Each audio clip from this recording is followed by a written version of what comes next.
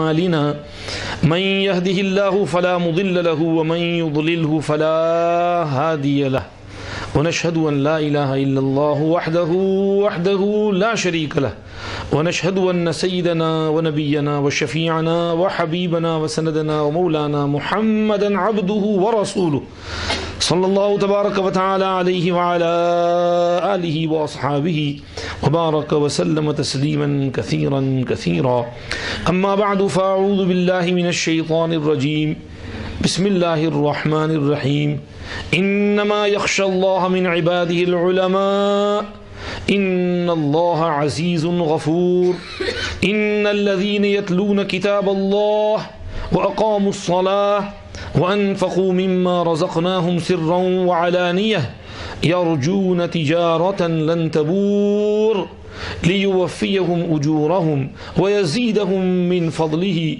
إنه غفور شكور والذي أوحينا إليك من الكتاب هو الحق مصدقا لما بين يديه إن الله بعباده لخبير بصير وقال تعالى أمن هو قانت آناء الليل ساجدا وقائما يحذر الآخرة ويرجو رحمة ربه قل هل يستوي الذين يعلمون والذين لا يعلمون إنما يتذكر أولو الألباب قل يا عبادي الذين آمنوا اتقوا ربكم للذين أحسنوا في هذه الدنيا حسنة وأرض الله واسعة إنما يوفى الصابرون أجرهم بغير حساب وقال تعالى شهد الله أنه لا إله إلا هو والملائكة وأولو العلم قائما بالقسط لا إله إلا هو العزيز الحكيم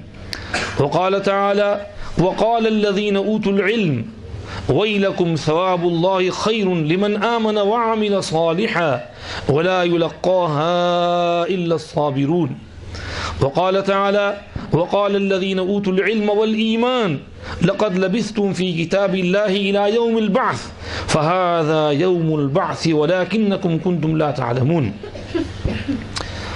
صدق الله مولانا العظيم وصدق رسوله النبي الكريم ونحن على ما قال ربنا وخالقنا ورازقنا من الشاهدين والشاكرين والحمد لله رب العالمين إن الله وملائكته يصلون على النبي يا أيها الذين آمنوا صلوا عليه وسلموا تسليما درود شریف پڑھیں سب اللهم صل على سيدنا محمد وعلى آل سيدنا محمد كما صليت على سيدنا إبراهيم وعلى آل سيدنا إبراهيم إنك حميد مجيد اللهم بارك على سيدنا محمد وعلى آل سيدنا محمد كما باركت على سيدنا إبراهيم وعلى آل سيدنا إبراهيم إنك حميد مجيد یہ بچہ پڑھ کیوں نہیں رہا تھا صلو علیہ وسلموا تسلیما حکم ہے فوراً ہمارے ہونٹ ہلنے چاہیے درود شریف پڑھنا چاہیے اللہ ہمیں اس کی توفیق دے دوستو بزرگوں کل میں آدھا کشمیری تھا آج پورا بنا دیا کل میں نے رومال الٹا پہنا تھا آج عاقب صاحب نے صحیح پہنا دیا کہ رومال اندر پہنتے ہیں یا آپ کا پھرن اوپر پہنتے ہیں ماشاء اللہ جزاک اللہ آپ حضرات بہت محبت سے دین کی بات سننے کے لیے تشریف لائے ہیں اللہ آپ کی اس طلب اور تڑپ میں برکت نصیب فرمائے اللہ کہنے والے کو کچھ کام کی بات کہنے کی توفیق دے ہم سب کو عمل کرنے کی توفیق عطا فرمائے دوستو بزرگوں جہاں ایسی مجلسیں ہوں وہاں ضرور حاضری دینا چاہیے دین کی بات سننی چاہیے آج کل واٹس ایپ کی دنیا ہے ابھی تھوڑی دیر پہلے کسی نے مجھے واٹس ایپ کے اوپر ایک بہت اچھا حضرت عمر رضی اللہ عنہ کا مقولہ بھیجا ہمارے علماء کا ایک گروپ ہے اس میں انہوں نے کہا حضرت عمر رضی اللہ عنہ کا ارشاد ہے مفتاح دار السعادہ میں ابن القیم نے نقل کیا ہے بعض مرتبہ ایک شخص کے سر پر اتنے گناہ ہوتے ہیں جتنے بڑے تہامہ کے پہاڑ ہیں امثال ذنوب امثال جبال تہامہ لیکن وہ کہیں علماء کی مجلس سے گزرتا ہے وہاں بیٹھتا ہے دین کی بات سنتا ہے اس کو ندامت شرمندگی ہوتی ہے دو آنسو نکل آتے ہیں استغفار پڑھ لیتا ہے توبہ کر لیتا ہے اس کے سارے گناہ دھل جاتے ہیں سب پڑھیے ایک مرتبہ، استغفر اللہ استغفر اللہ استغفر اللہ استغفر اللہ العظیم الذی لا الہ الا هو الحی القیوم واتوب الیہ۔ انشاءاللہ اللہ پاک گناہ معاف کریں گے، اللہ ہم سب کی مغفرت کریں، ہم سب مغفرت کے محتاج ہیں۔ دوستو بزرگوں، باتیں تو بہت کہنے کی ہیں، آپ حضرات بھی ماشاءاللہ بہت تڑپ سے آ کر بیٹھے ہیں۔ حضرت قاری صاحب نے قرآن شریف کی جو آیتیں پڑھی وہ ذہن میں آئیں کہ اس کا کچھ ترجمہ مطلب آپ کی خدمت میں پیش کیا جائے۔ اس سے پہلے اللہ پاک نے فرمایا انما یخشی اللہ من عبادہ العلماء، جزئی نیست کہ اللہ سے اس کے بندوں میں وہی لوگ خشیت اور خوف رکھتے ہیں، ڈرتے رہتے ہیں جو علم والے ہوتے ہیں۔ جس کا علم جتنا زیادہ پختہ ہوتا ہے اس کے دل میں اللہ کی خشیت بھی اتنی ہی زیادہ ہوتی ہے۔ اللہ ہمیں علم کی دولت سے نوازے اور صحیح علم نصیب فرمائے۔ علم جو ہے یہ رسمی کتابوں کے پار کر جانا اور ان کے تھرو گزر جانا صرف یہی نہیں۔ حضرت امام مالک رحمۃ اللہ علیہ کا مقولہ ہے لیس العلم عن کثرت الروایہ وانما هو نور یقذفہ اللہ فی القلب۔ علم جو ہے بہت سی حدیثیں، روایتیں، بہت سی اقوال، دلائل حفظ کر لینے کا نام نہیں ہے۔ علم ایک خاص نور ہے جو اللہ دل میں ڈال دیتے ہیں، گھسا دیتے ہیں۔ قذف کے معنی اتر آنا، اندر اتر جانا، گھس جانا۔ اللہ پیوست کر دیتے ہیں اس نور کو، یہ صحیح علم ہے۔ اللہ ہمیں یہ علم نصیب فرمائے۔ اس کے لیے کہہ رہے ہیں انما یخشی اللہ من عبادہ العلماء، جس کا علم جتنا زیادہ ہوگا اس کے دل میں خشیت بھی اتنی ہی زیادہ ہوگی۔ رسول کریم صلی اللہ علیہ وسلم نے ایک حدیث میں فرمایا اما واللہ انی لأعلمکم باللہ واخشاکم لہ۔ یہ بات کب فرمائی تھی یہ بھی میں آپ کو سنا دوں۔ ایک دفعہ کچھ صحابہ حضور کریم صلی اللہ علیہ وسلم کے گھر پر تشریف لائے، حاضر ہوئے۔ رسول پاک صلی اللہ علیہ وسلم گھر میں نہیں تھے۔ حضرت ام المؤمنین حضرت عائشہ رضی اللہ عنہا سے حضور کے معمولات پوچھے۔ حضرت عائشہ نے بتایا کہ آپ صلی اللہ علیہ وسلم کی یہ معمولات ہیں، تہجد میں یوں اٹھتے ہیں، یوں تہجد پڑھتے ہیں، یوں فجر پڑھاتے ہیں، ذکر کرتے ہیں فجر بعد اشراق تک، اور اس کے بعد کام کاج میں مشغول ہوتے ہیں۔ گھر میں کوئی کام ہو تو اس میں مدد کرتے ہیں، صاف صفائی بھی گھر کی کرنے لگتے ہیں، کپڑا وپڑا بھی سی لیتے ہیں، جوتا بھی ٹھیک ٹھاک ریپیئر کر لیتے ہیں، اور نماز کا ٹائم ہو مسجد چلے جاتے ہیں۔ پھر کچھ کام کاج ہو جو ادھر مسجد میں ڈیوٹی کرنی ہے، صحابہ کو پڑھانا ہے پڑھا لیتے ہیں۔ عصر بعد گھر میں آتے ہیں، جو کچھ کام کاج ہے، کھانے پینے کا ٹائم ہو تو اس روز جو وہ مل جاتا ہے، نہیں تو صبر کرتے ہیں، فاقہ کرتے ہیں۔ معمولات بیان کیے تو ان لوگوں نے سوچا کہ یار یہ معمولات تو بہت تھوڑے ہیں، ہم کو تو زیادہ معمول کرنا چاہیے۔ اور حضور کے تو چونکہ پچھلے سارے گناہ بخش دیے گئے ہیں تو آپ کو زیادہ عمل کرنے کی ضرورت نہیں، ہم گنہگار ہیں، ہم کو زیادہ عمل کرنے کی ضرورت ہے۔ تو ان میں سے ایک شخص نے کہا کہ میں اب سے ہمیشہ پوری رات تہجد پڑھوں گا، سوں گا ہی نہیں۔ دوسرے نے کہا میں اب سے پوری زندگی ہمیشہ روزے دار رہوں گا، کبھی بے روزہ نہیں رہوں گا۔ تیسرے نے کہا میں کبھی شادی نہیں کروں گا، اکیلا رہوں گا، اکیلے زندگی گزاروں گا۔ یہ لوگ چلے گئے۔ حضرت عائشہ نے ان کی بات سن لی۔ رسول پاک صلی اللہ علیہ وسلم گھر میں تشریف لائے۔ حضرت عائشہ نے کہا کہ کچھ آپ کے صحابہ آئے تھے، انہوں نے پردے کے پیچھے سے یہ سوال کیا تھا، میں نے یہ جواب دیا اور انہوں نے ایسی بات کہی، چلے گئے۔ آپ صلی اللہ علیہ وسلم بہت ناراض ہوئے، فرمایا اوہو یہ کیا کہہ دیا۔ نماز کا وقت ہوا، مسجد میں تشریف لائے، منبر پر سب صحابہ کے درمیان فرمایا ما بال اقوام یقولون کذا وکذا لکنی اصلی وانام واصوم وافطر واتزوج النساء فمن رغب عن سنتی فلیس منی۔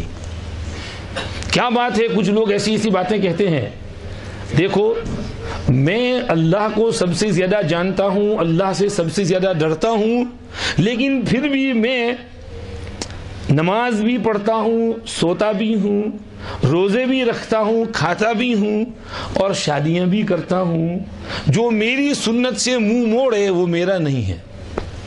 حضور نے فرمایا میں سوتا بھی ہوں، کھاتا بھی ہوں اور شادیاں بھی کرتا ہوں۔ حضور نے کتنی شادیاں کی تھی؟ کل بیویاں 11 تھیں، 2 بیویاں حضور کی حیات میں انتقال فرما گئی تھیں اور حضور کی وفات کے وقت 9 بیویاں زندہ تھیں۔ معلوم یہ ہوا کہ 1 سے زیادہ بیوی کرنا بھی حضور کی سنت ہے۔ کوئی 2 بیویاں کرے، 3 بیویاں کرے تو اس پر اشکال اعتراض نہیں ہونا چاہیے، یہ حضور کی سنت ہے، سنت پر عمل کر رہے ہیں۔ حضرت مفتی صاحب کو اللہ جزائے خیر نصیب فرمائے، آپ کے لیے سنت قائم کر دی ہے۔ اب چلیے حضور کی بھی سنت پر عمل ہوگا، مفتی صاحب کی سنت پر بھی عمل ہوگا، دیکھتے ہیں کس میں ہمت ہے، کون دل گردے والا ہے۔ ہمارے یہاں تو یہی ہوتا ہے، ایسی محفل میں مزے بہت آتے ہیں اور مردوں کے درمیان دوسری شادی کی بات ہو تو بہت ٹیسٹ آتا ہے، سب موج میں آ جاتے ہیں، جوش میں آ جاتے ہیں، لیکن پھر جیسے ہی جوتے پہن کے گھر پہنچتے تو بکری جیسے بن جاتے ہیں، وہاں بات نہیں چلتی، وہاں دال نہیں گلتی۔ پتہ نہیں آپ کا کیا حال ہے، ہمارا تو یہی حال ہے، وہاں بات ہی نہیں کرنے کی، چھیڑنے کا ہی نہیں ہے مضمون کو، ورنہ وہاں تو روٹی بیک کر رہی ہو تو وہ بیلن پڑتا ہے سر پر، کبھی تپیلا پڑتا ہے۔ اللہ ہماری حفاظت فرمائے، اللہ ہماری مستورات کو بھی کچھ سمجھ عطا فرمائے۔ یہ دین کی ضرورت ہے، خود ان کی بھی ضرورت ہے، ان کا فائدہ بھی ہے اس میں۔ مستورات زیادہ ہیں، مرد کم ہیں، تو اس حساب سے شادیاں بھی زیادہ کرنی چاہیے، 2 کرنا چاہیے تاکہ سب کی کفالت ہو جائے، سب کی دیکھ بھال ہو جائے۔ اور کچھ ضرورتیں بھی ہیں انسان کی، بعض مرتبہ عورت جو ہے حیض میں ہوتی ہے، بچہ ہوتا ہے، نفاس میں ہوتی ہے، مرد کی ضرورت ہے۔ بعض مرتبہ عورت کمزور ہوتی ہے تو مرد کو ضرورت پڑتی ہے، تو دوسری شادی کرنے دے۔ جہاں یہ لوگ کہتے ہیں کہ پلیگمی نہیں ہے اور پلیگمی منع ہے، لیکن وہی لوگ اپنی بیویوں کو چھوڑ کر دوسروں کے ساتھ افیئر کرتے ہیں، کبھی زنا کرتے ہیں، کبھی افیئر کرتے ہیں، تو یہ تو پلیگمی سے بھی برا ہوا۔ میں نے ایک دفعہ ہمارے یہاں میگزین میں پڑھا، ایک برٹش سفید خاتون کہیں ہالیڈے کرنے کے لیے گئی، اسلامی ملک تھا، وہاں پر وہ کچھ دن رہی، تو وہ جو ہوٹل میں خدمت کرنے والا تھا بڑا با اخلاق با ادب شخص تھا، تو اس نے اس سے کہا، وہ ڈیورس تھی، اکیلی رہتی تھی برمنگھم کے علاقے میں، تو اس نے کہا کہ یار تم مجھ سے نکاح کر لو۔ اس نے کہا پہلا پرابلم تو یہ کہ تم عیسائی ہو، میں تو مسلمان ہوں، میں تو نکاح نہیں کر سکتا۔ اس نے کہا میں مسلمان بن جاؤں گی۔ اس نے کہا دوسرا پرابلم یہ کہ میں آلریڈی شادی شدہ ہوں، پہلے سے میری بیوی ہے۔ اس نے کہا نو پرابلم، میں بھی رہوں گی تمہارے ساتھ۔ اس نے کہا ٹھیک ہے، اگر تم کرنا چاہتی ہو ٹھیک ہے، نکاح کر لو۔ یہ واپس آئی اور یہاں آ کر برمنگھم میں اپنا گھر ور بیچا 40-50 ہزار کا اور پیسے لے کے وہاں چلی گئی۔ وہاں اس نے اپنی ایک جگہ خریدی اور اس کے ساتھ نکاح پڑھا اور رہنے لگی۔ اس کے بعد وہ ایک مضمون لکھتی ہے ایک اخبار میں، پیپر میں، تو اس میں وہ کہتی ہے کہ میں بہت خوش ہوں، میرا پہلا شوہر تھا وہ بعض مرتبہ راتوں کو دیر سے آتا تھا، 1 بجے 2 بجے، تو میری نیند اڑی رہتی تھی کہ پتہ نہیں آج وہ کس کے ساتھ سویا ہوگا، کہاں منہ کالا کر رہا ہوگا، اور اس دوسری عورت سے کوئی بیماری لے کر آئے گا، پھر میرے ساتھ سوئے گا تو مجھ کو وہ بیماری دے گا۔ میری نیند اڑی رہتی تھی، میں ٹینشن میں رہتی تھی۔ لیکن اب میں نے شادی کی ہے، میرا شوہر ایک رات میرے پاس رہتا ہے، دوسری رات اس کے پاس رہتا ہے۔ جب وہ اس کے پاس ہوتا ہے مجھے کانفیڈنس ہے کہ وہ وہاں ہے، اس کے پاس وہ کوئی غلط سلط کام نہیں کر رہا ہے، میں اطمینان سے سوتی ہوں، مجھے میٹھی نیند آتی ہے۔ اور اوپر سے یہ بھی ہے کہ I only have to do half the cooking and half the washing، کہ مجھے آدھا کوک کرنا پڑتا ہے، ایک دن اس کے لیے پکانا پڑتا ہے، دوسرے دن وہ پکاتی ہے، اور آدھا کھانا اور آدھے کپڑے دھونے پڑتے ہیں، آدھے کپڑے وہ دھوتی ہے، آدھے میں دھوتی ہوں۔ تو میری لائف تو بہت اچھی ہے، سکون سے میں زندگی گزار رہی ہوں۔ یہ اس عورت کی رویداد جو ایک میگزین میں تھی وہ میں آپ کو سنا رہا ہوں، لیکن اس نے حکمت والی بات کہی۔ نبی پاک صلی اللہ علیہ وسلم کی ہر سنت حکمت سے بھری ہے، ہم ان حکمتوں کو نہیں سمجھ پاتے، بس حضور نے جیسا کہا ہے ویسا کرو۔ اس طرح سے کریں گے تو ہم انشاءاللہ ہمارا بیڑا پار ہو جائے گا۔ رسول پاک صلی اللہ علیہ وسلم نے یہاں فرمایا وَأَتَزَوَّجُ النِّسَاءَ، آگے فرمایا فَمَنْ رَغِبَ عَنْ سُنَّتِي فَلَيْسَ مِنِّي، جو میری سنت سے منہ موڑ کر دوسری طرف چلا جائے کہ مجھے حضور کی سنت پسند نہیں، وہ میرا نہیں ہے، وہ کسی اور کا ہے۔ اللہ ہماری حفاظت فرمائے، اللہ ہمیں حضور کی سنتوں پر عمل کرنے کی توفیق عطا فرمائے۔ تو دوستو بزرگو، حضور نے اس حدیث کے اندر کیا ارشاد فرمایا؟ اما واللہ انی لاعلمکم باللہ واخشاکم لہ، میں سب سے زیادہ خشیت والا ہوں، اللہ سے ڈرتا رہتا ہوں۔ بہت تقوی والے تھے ہمارے حضور پاک صلی اللہ علیہ وسلم۔ ایک دفعہ گھر میں تشریف لاتے ہیں، ایک کھجور پڑا ہوا ہے، بہت بھوک لگی ہوئی ہے، جی چاہا کہ اس کھجور کو اٹھا کر کھا لیں، لیکن پھر فوراً خیال آیا ہو سکتا ہے یہ صدقہ کا کھجور ہو، ہمارے گھر کا ذاتی نہ ہو، ہماری ملک کا نہ ہو، چھوڑ دیا اس کو، باہر کسی مسکین کو دے دیا، کیونکہ حضور کے لیے صدقہ کا مال کھانا منع تھا۔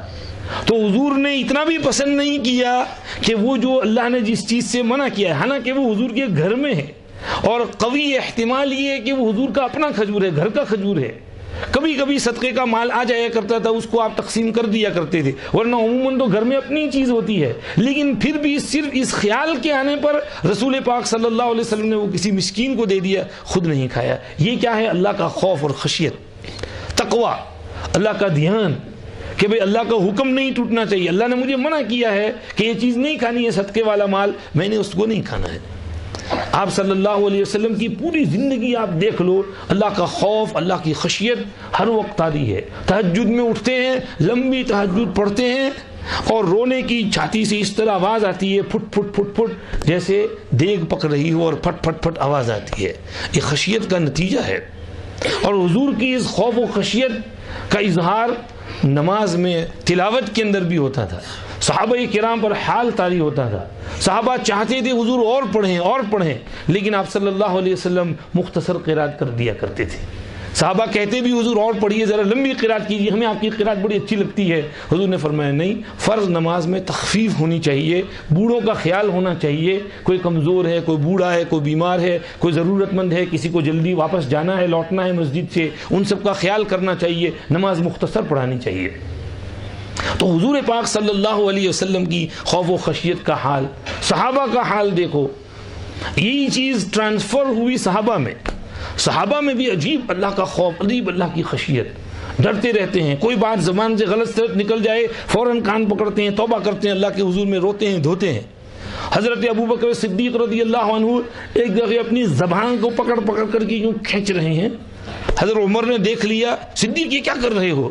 تو حضرت صدیق کہنے لگے ان ھذا اوردنی الموارد، یہ میری زبان ہے نا، اس نے مجھے بہت ہلاکت کی جگہوں پہ اتار دیا ہے، اس سے میں نے بہت غلط سلط جملے بولے ہیں، تو میں اس کو سزا دے رہا ہوں کہ تو کیوں غلط سلط جملے بولتی ہے۔ اللہ کا ڈر ہے، ڈر لگتا ہے پکڑ ہو جائے گی۔ صدیق رضی اللہ عنہ کا انتقال ہو رہا ہے، اللہ کی خشیت غالب ہے، کوئی تعریف کرتا ہے، آپ کہتے ہیں نہیں بھائی میری تعریف نہ کرو، برابر سرابر چھٹکارا ہو جائے کافی ہے میرے لیے۔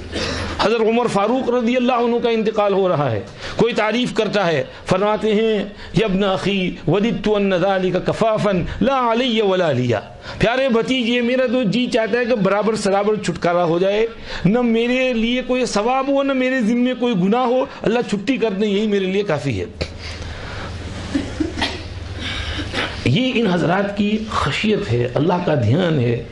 حضرت عمر رضی اللہ عنہ کہتے ہیں اگر قیامت کے روز یہ اعلان ہو کہ ساری دنیا جنت میں جائے گی، صرف ایک آدمی جہنم میں جائے گا، تو مجھے ڈر لگے گا کہ وہ جہنم میں جانے والا میں ہی نہ ہوں گا۔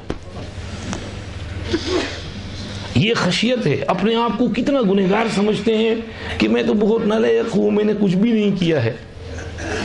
حضرت ابو موسیٰ الاشعری رضی اللہ عنہ کے بیٹے ابو بردہ ابن ابی موسیٰ الاشعری رضی اللہ عنہ ایک مرتبہ عبداللہ ابن عمر رضی اللہ عنہ کے ساتھ بیٹھ کر باتیں کر رہے تھے، کہنے لگے عبداللہ تمہیں پتہ ہے ایک مرتبہ میرے والد نے تمہارے والد سے کیا کہا؟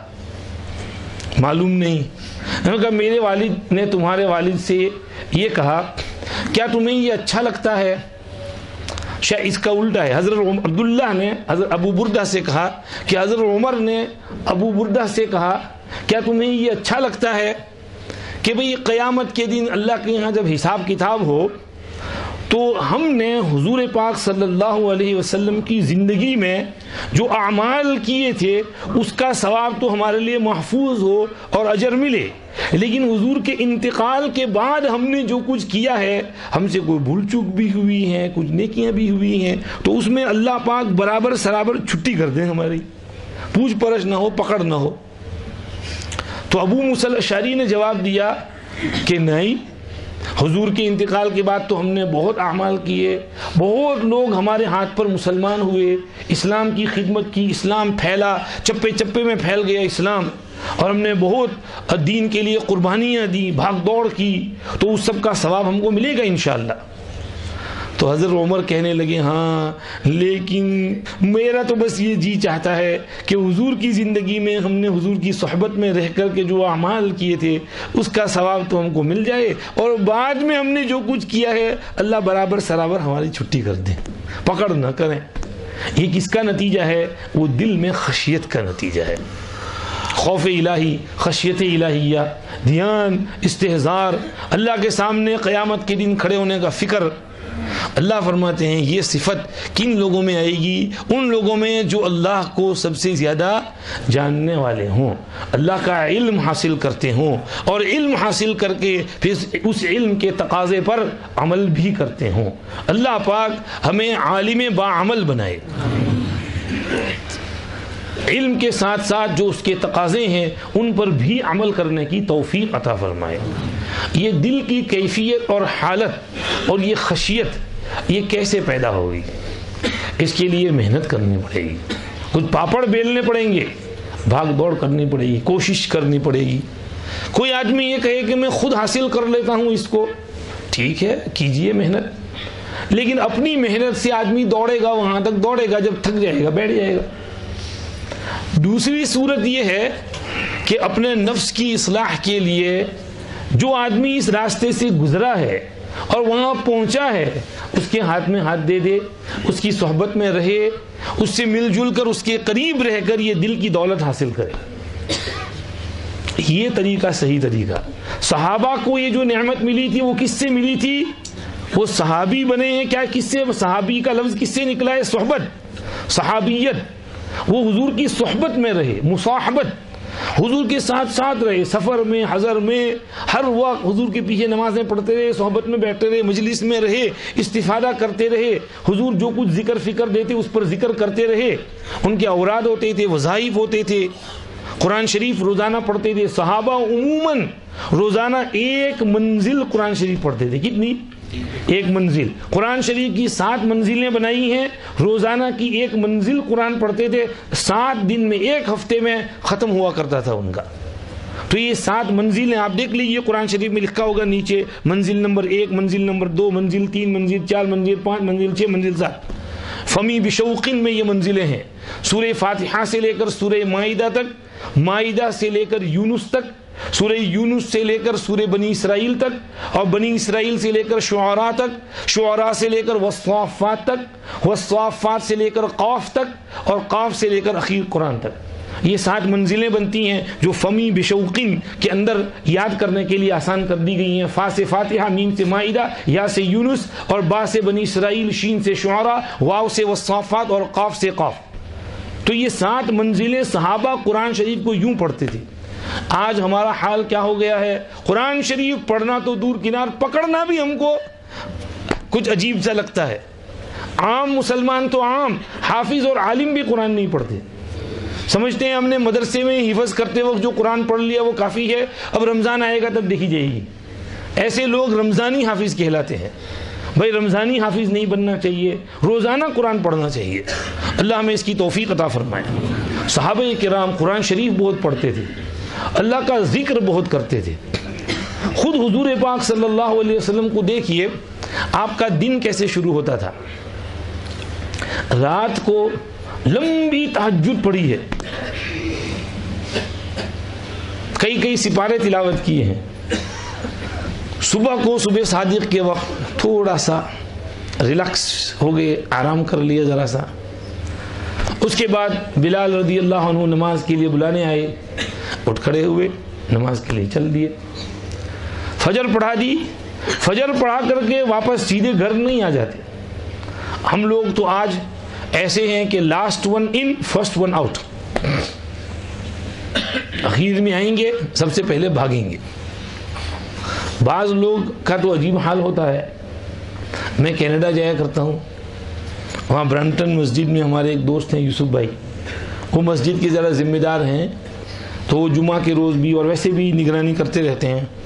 وہ کہنے لگے ایک دن جمعہ کے روز کوئی ڈاکٹر صاحب بھاگے بھاگے آئے اور مسجد کی بالکل انٹرنس کے پاس گاڑی کھڑی کر دی۔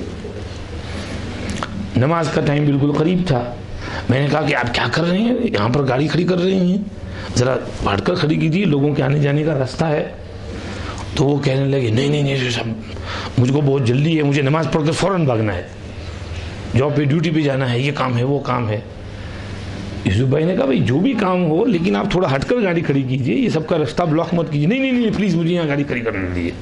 تو یوسف بھائی نے پھر ان کی مذاق اڑائی، ان کو ذرا تھوڑی دیر کے لیے ان کو چابی جا رہی، اس چابی کو سمجھنے سے پہلے یہ سمجھ لیجیے پتہ نہیں آپ کے یہاں میکڈونلڈز ہے کہ نہیں ہے، میکڈونلڈز یہاں نہیں ہے۔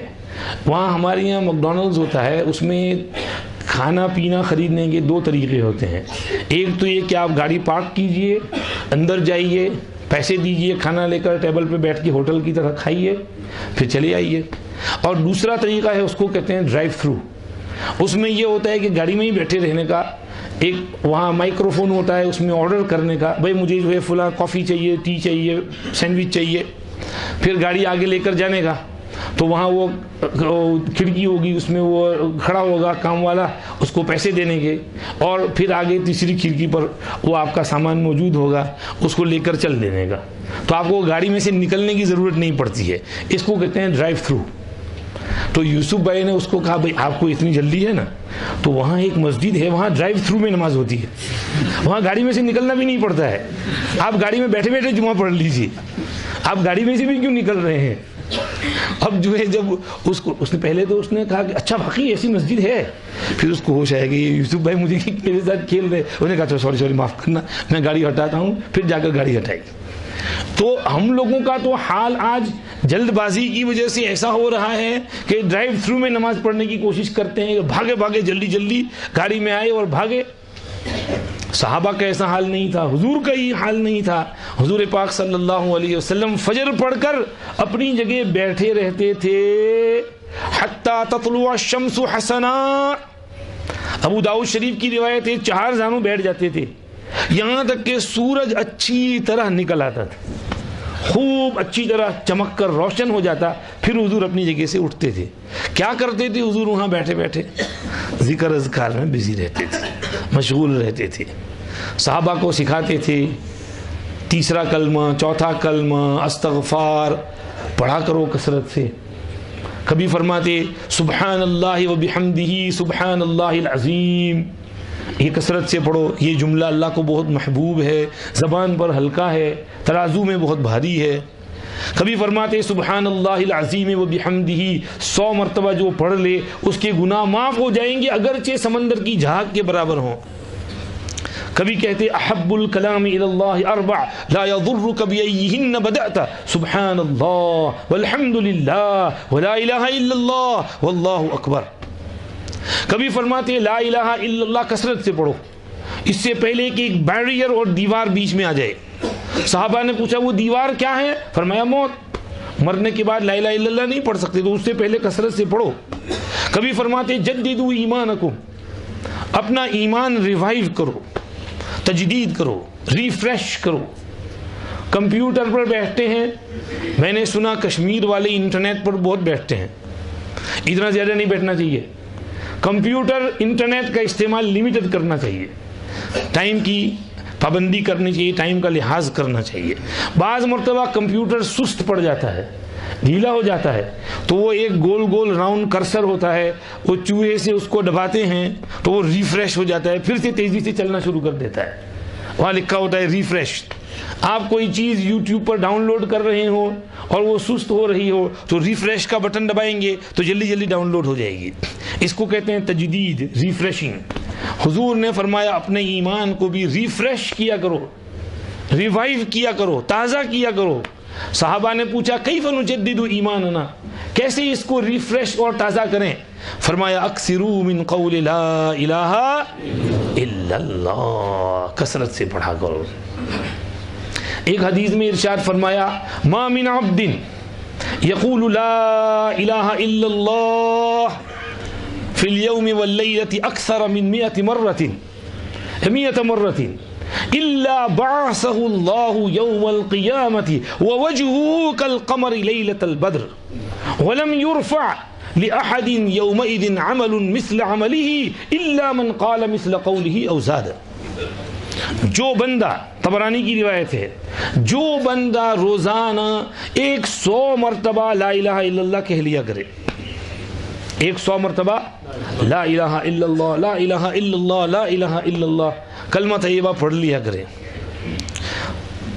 تو جس دن سور پھونکا جائے گا اور وہ قیامت کے دن اپنی قبر سے باہر نکلے گا تو وہ اس حالت میں باہر نکلے گا کہ اس کا چہرہ 14ویں رات کے چاند یعنی فل مون کی طرح روشن اور چمکدار ہوگا، نور ہی نور ہوگا، پورا جسم اس کا نور سے بھرا ہوگا اس کلمہ طیبہ کے روزانہ 100 مرتبہ پڑھنے کی وجہ سے۔ اور قیامت کے دن میدان حشر میں کسی کے پاس اتنے نیک اعمال نہیں ہوں گے جتنے اس شخص کے پاس ہوں گے، الا یہ کہ کسی نے یہ کلمہ اتنا ہی پڑھا ہو یا اس سے زیادہ پڑھا ہو۔ تو حضور خود صحابہ کو ان اذکار کی ترغیب دیتے تھے، اور خود بھی حضور پاک صلی اللہ علیہ وسلم فجر کے بعد سے لے کر اشراق تک اپنی جگہ بیٹھ کر ذکر میں مشغول رہا کرتے تھے۔ صحابہ کرام کو نصیحت کیا کرتے تھے۔ اللہ رب العزت والجلال کا حدیث قدسی میں ارشاد ہے یا ابن آدم اذکرنی بعد الفجر والعصر اکفیک ما بینہما، آدم کے بیٹے فجر بعد اور عصر بعد میرا ذکر کر لیا کر، ان دونوں کے بیچ میں تیرے لیے انف ہو جاؤں گا، کافی ہو جاؤں گا۔ کتنی بڑی بات ہے۔ اور ویسے انسان پیدا بھی ہوا ہے کس کے لیے بھائی؟ اللہ کی بندگی کے لیے، اور اللہ کی بندگی کرنے میں اللہ کا فائدہ ہے کہ انسان کا فائدہ ہے؟ بولو جی، وما خلقت الجن والانس الا لیعبدون، یہ عبادت کرنے سے اللہ کا کوئی فائدہ نہیں ہے۔ اللہ کی عبادت کے لیے تو فرشتے ہیں، ونحن نسبح بحمدک ونقدس لک۔ انہوں نے کہا تھا آپ انسان کو کیوں بنا رہے ہیں، ہم تسبیح پڑھتے ہیں۔ حضور پاک صلی اللہ علیہ وسلم نے فرمایا آسمان میں 4 انگل کے برابر بھی کوئی جگہ خالی نہیں جہاں کوئی فرشتہ سر رکھ کر کے سجدہ نہ کر رہا ہو۔ پورے آسمان، 7 آسمان، پہلا، دوسرا، تیسرا، چوتھا، 5واں، 6واں، 7واں آسمان، 7 آسمان فرشتوں سے بھرے ہوئے ہیں، لدے ہوئے ہیں، جو اللہ کی پاکی بیان کرنے میں، تسبیح میں، سجود میں، رکوع میں، تلاوت میں، ذکر میں بزی اور مشغول ہیں۔ تو عبادت کرنے کے لیے تو بہت فرشتے ہیں، ساری مخلوقات، چرند پرند بھی اللہ کی تسبیح پڑھتے ہیں۔ ہماری عبادت اور تسبیح سے اللہ کا کوئی فائدہ نہیں، فائدہ ہمارا ہے، اور ہم جتنی عبادت کریں گے اتنا زیادہ ہمارا فائدہ ہوگا۔ ابن کثیر نے وما خلقت الجن والانس الا لیعبدون کے ذیل میں ایک حدیث قدسی بہت اچھی نقل کی ہے۔ کہتے ہیں اللہ رب العزت والجلال نے ارشاد فرمایا یا ابن آدم خلقتک لعبادتی فلا تلعب وقدرت لك رزقك فلا تتعب واطلبني تجدني فإن وجدتني وجدت كل شيء وإن فقدتني فقدت كل شيء وأنا خير لك من كل شيء۔ اللہ کیا پیاری حدیث قدسی ہے۔ اے آدم کے بیٹے، میں نے تجھ کو میری عبادت کے لیے پیدا کیا ہے، لہذا تو کھیل تماشے میں بزی مت ہو جا، don't play games, don't waste time, فلا تلعب۔ کھیل کود میں، انسان کھیل کود کے لیے نہیں بنا ہے، اللہ کی بندگی کے لیے بنا ہے، فلا تلعب۔ اور دیکھ میں نے تیرا رزق تیرے لیے فکس کر دیا ہے، فلا تتعب، تو اپنے آپ کو تھکا مت دے، ہر وقت پیسہ پیسہ پیسہ پیسہ، دنیا دولت، بزنس، کاروبار، تجارت، صبح و شام 2 2 3 3 جاب، کوئی زندگی نہیں، کوئی لائف نہیں، نہ نماز، نہ صلاۃ، نہ سوشل لائف، نہ ماں باپ کی خدمت، نہ کسی کا کوئی خیال لحاظ، نہ غریب مسکین کی مدد، پیسہ پیسہ پیسہ پیسہ پیسہ ہر وقت۔ انسان اس کے لیے تھوڑی بنا ہے، وہ تو روزی جتنی ہے مل کر کے رہے گی، کچھ اور حقوق اللہ اور حقوق العباد بھی ادا کرنے کے ہیں۔ فرمایا قدرت لک رزقک فلا تتعب، اور کام کیا کرنے کا ہے؟ فرمایا وطلبنی تجدنی، اے ابن آدم تو مجھے تلاش کر، مجھے پا لے گا۔ تجدنی فإن وجدتنی وجدت کل شیء، اگر تو نے مجھے پا لیا تو تو نے سب کچھ پا لیا، اور اگر تو نے مجھے کھو دیا تو سب کچھ کھو دیا، اور میں تیرے لیے ہر چیز سے بہتر ہوں، ہر چیز سے بہتر اللہ ہے۔ ہم کو اللہ نے اپنے لیے بنایا ہے، ہمیں اللہ کی بندگی میں مشغول رہنا چاہیے۔ چاند سورج اور ستارے ہیں ضیاء کے واسطے، روشنی کے لیے بنائے ہیں نا اللہ نے۔ چاند سورج اور ستارے ہیں ضیاء کے واسطے، کھیتیاں سرسبز ہیں تیری غذا کے واسطے، کھیتیاں سرسبز ہیں تیری غذا کے واسطے، جانور پیدا کیے تیری وفا کے واسطے، تیری وفاداری کرتے ہیں، تو ان پر سواری کرتا ہے، کسی کو ذبح کر کے گوشت کھاتا ہے، جانور پیدا کیے تیری وفا کے واسطے، سب جہاں تیرے لیے اور تو خدا کے واسطے، سب جہاں تیرے لیے اور تو خدا کے واسطے۔ ہم تو بنے ہی ہیں اللہ کے لیے، ہم نے اپنا مقصد تخلیق سمجھنا ہے۔ رسول پاک صلی اللہ علیہ وسلم ہم کو سمجھا کر کے گئے، رات کو لمبی دیر تہجد پڑھتے ہیں، فجر بعد اپنی جگہ بیٹھ کر ذکر میں مشغول رہتے ہیں، سورج اچھی طرح نکل آتا ہے، اس کے بعد حضور باہر نکلتے ہیں۔ اور دیکھو حضور سویرے فجر پڑھتے تھے تو لمبا ٹائم ہوگا، کم سے کم گھنٹہ سوا گھنٹہ تو حضور کا ذکر میں جاتا ہوگا، اس کے بعد 20 منٹ تو سورج کو چڑھنے میں لگتے ہیں، پھر حضور باہر نکلتے ہیں۔ اچھا جب باہر نکلتے اپنا اشراق وشراق پڑھ لیتے اور باہر تشریف لاتے، جو بھی معمول ہو اشراق کی ترغیب دیا کرتے تھے۔ جو آدمی فجر بعد ذکر میں بزی رہے یہاں تک کہ سورج نکل آئے، پھر 2 رکعت اشراق کی نماز پڑھ لے، تو اس کو ایک مقبول حج اور ایک مقبول عمرے کا ثواب ملے گا۔ بتاؤ جی حج عمرے میں جانا کتنا ایکسپینسو ہے، اور آپ روزانہ حج عمرے کا ثواب لے سکتے ہیں۔ کیسے؟ فجر کے بعد ذکر میں بیٹھے رہو، اشراق کی نماز پڑھ لو، آپ کو حج عمرے کا ثواب ملے گا، ترمذی شریف کی حدیث ہے۔ تو حضور اس کے بعد باہر تشریف لے جاتے، اور قربان جائیے مدینہ شریف میں رہنے والے صحابہ پر، کیا کہنے ان کے۔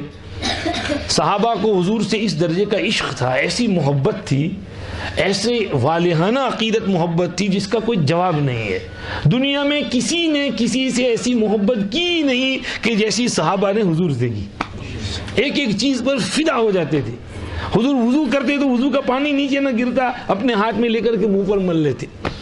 ارے حضور کا تھوک مبارک بھی ہاتھ میں لیتے اور چہرے پر مل لیتے۔ حضور کے بال مبارک حضور نے تقسیم کروائے، کیونکہ جانتے تھے صحابہ اس کو چاہتے ہیں، تو دلوائے صحابہ کو دو، ابو طلحہ یہ دائیں طرف دے دو، ابو طلحہ یہ بال دائیں طرف دے دو، کسی کو 2 بال ملے، کسی کو 4 بال ملے، کسی کو 6 بال ملے۔ صحابہ نے وہ خوشی خوشی شوق میں وہ بال اپنے پاس رکھ لی، یہ عشق تھا صحابہ کا حضور سے۔ خالد بن ولید رضی اللہ عنہ کے پاس اس کے کچھ بال تھے، انہوں نے ایک ٹوپی میں اس کو سی لیے تھے، پھر وہ ٹوپی پہنتے اور اس کے اوپر وہ لوہے کا خود ہیلمٹ پہن کر اللہ کے راستے میں نکلتے، جہاد میں جاتے۔ اور حضرت خالد فرماتے ہیں اس ٹوپی کو پہن کر میں جدھر بھی گیا اللہ نے فتح دی، یہ حضور کے بال مبارک کی برکت تھی۔ ایک جگہ حضرت خالد کی ٹوپی جو ہے وہ گر گئی، خود بھی گر گیا، وہ ٹوپی بھی گر گئی، حضرت خالد ٹوٹ پڑے، اس کو بڑے دمادم اس کے بیچ میں گھس گئے، تلوار لے کر کے ان کافروں کے بیچ میں وہ ٹوپی وہ واپس لے لی، پھر پہن لی۔ کسی نے کہا حضرت آپ تو اپنے آپ کو مار ڈالنے والے تھے، اتنی گھمسان اس میں گھس گئی، آپ تو جان جانے والی تھی۔ فرمایا وہ ٹوپی خاص ٹوپی تھی، اس میں حضور کے بال مبارک تھے۔ یہ حضور سے محبت تھی صحابہ کی، اور اس سے یہ بھی معلوم ہوا صحابہ ٹوپی پہنتے تھے۔ آج کل یہ جو کلچر نکلتا ہے بے ننگے سر گھومنے کا، یہ سنت کے خلاف ہے۔ رسول پاک صلی اللہ علیہ وسلم اکثر اوقات اپنا سر ڈھانکے رہتے تھے۔ ٹوپی چھوٹی سنت ہے، امامہ بڑی سنت ہے، امامے کا ثواب زیادہ ہے، امامہ پہنیے اگر ہو سکے تو، حضور کی بڑی سنت ہے۔ حضور پاک صلی اللہ علیہ وسلم جب اشراق کے بعد باہر نکلتے تو صحابہ کے بچوں کی اور خادموں کی لائن لگی ہوتی، اپنے ہاتھ میں پانی کے برتن لیے کھڑے ہیں، کسی پتیلی میں، جگ میں، پیالے میں.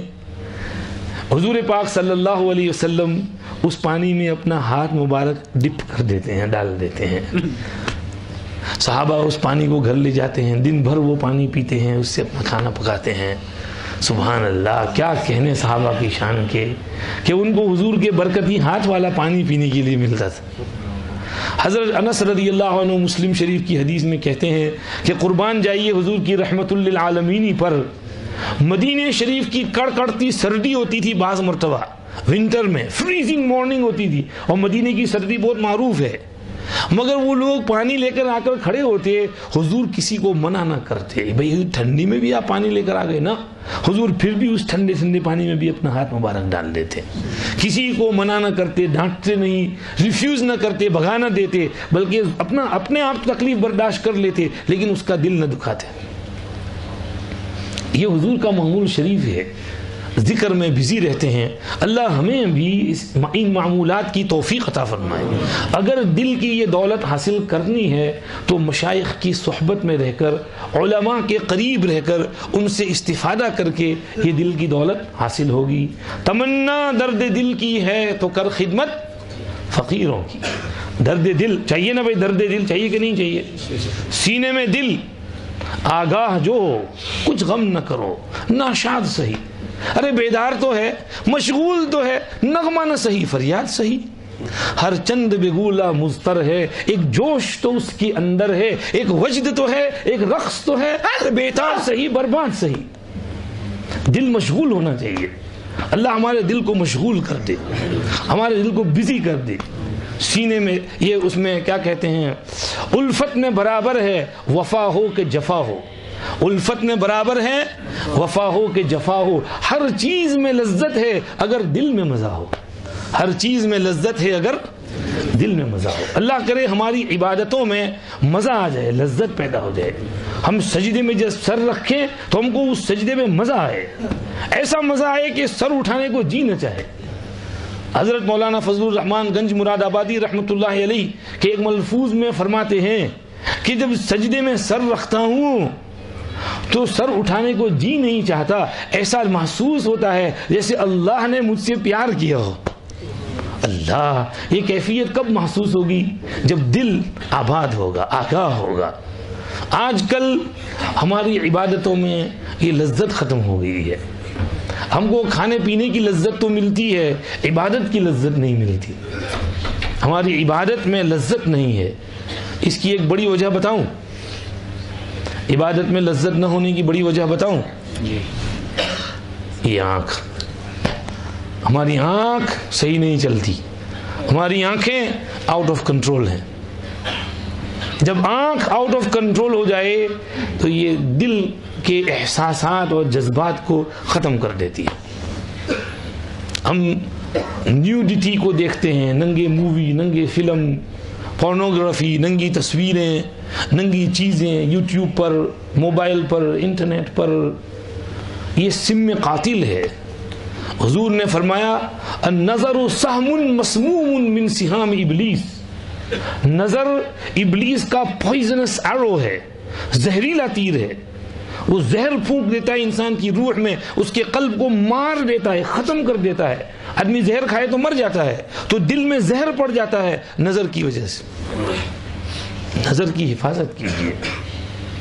حضرت شیخ رحمۃ اللہ علیہ ایک جگہ یہی فرماتے ہیں، میرا جی چاہتا ہے کہ میں بدنظری کے اوپر کوئی بات لکھوں، کیونکہ یہ ایسی مہلک بیماری ہے کہ اس میں عوام تو عوام، خواص بھی اس میں مبتلا ہے. حضرت مولانا قاری امیر حسن صاحب رحمۃ اللہ علیہ ہمارے یہاں ایک دن تشریف لائے، ایک جگہ بیان فرمایا تو اس میں فرمانے لگے اس زمانے میں 3 گناہ بہت عام ہیں: بد نگاہی، بدگمانی اور بد زبانی. بد نگاہی، انسان اپنی نگاہ کو کنٹرول میں نہیں رکھتا، ادھر ادھر بہت دیکھتا ہے، بد نظری بہت کرتا ہے. اس سے یہ چیز ختم ہو جاتی ہے، دل کی اسپرٹ، روحانیت، سول مر جاتا ہے انسان کا. اللہ ہماری حفاظت فرمائے. موفق ابن قدامہ رحمۃ اللہ علیہ کی کتاب بہت اچھی ہے، کتاب التوابین. توبہ کرنے والوں کی کتاب، اس میں انہوں نے بڑے اچھے اچھے قصے لکھے ہیں. تو اس میں غالباً وہیں پر میں نے پڑھا تھا، انہوں نے لکھا ہے ابو عمرو ابن العون رحبۃ الکوفہ میں رہتے تھے. ایک دن وہ کہتے ہیں کہ میں ایک جنازے میں جا رہا تھا تو راستے میں ایک نہایت حسین خوبصورت پری جیسی لڑکی کھڑی تھی. میری نظر اس پر پڑی اور تھوڑی دیر کے لیے کچھ کب کبھی چڑھ گئی. ٹک ٹکی جما کر میں اس کو گھورتا رہا، اس کے حسن کو. پھر چلا گئے، جنازہ تو پڑھ لیا. واپس جب آیا تو جب محلے سے گزرا وہاں ایک بوڑھی خاتون کھڑی تھی. تو بوڑھی اماں کہنے لگی ابے یہ تیرا منہ کیوں کالا کالا ہو گیا ہے؟ منہ کالا کالا ہو گیا ہے. گھر آ کر دیکھا تو سچ مچ چہرے پر ایک سیاہی تاری تھی. سمجھ نہیں پڑی. پھر سمجھ میں آیا اوہو میں نے وہ اس لڑکی کو گھوڑ کر دیکھا تھا، یہ اس کی نحوست ہے. توبہ توبہ، میں نے بہت توبہ کی، بہت استغفار کیا، لیکن دل پر ایک ایسی گھٹن تاری تھی، ایسی تنگی اور ضیق تھا کہ وہ گھٹن ختم ہی نہیں ہو رہا. اس حالت پر مجھ کو 40 دن گزر گئے لیکن کیفیت نہیں جا رہی ہے، وہ تنگی اور سٹرکٹنس ختم نہیں ہو رہا ہے.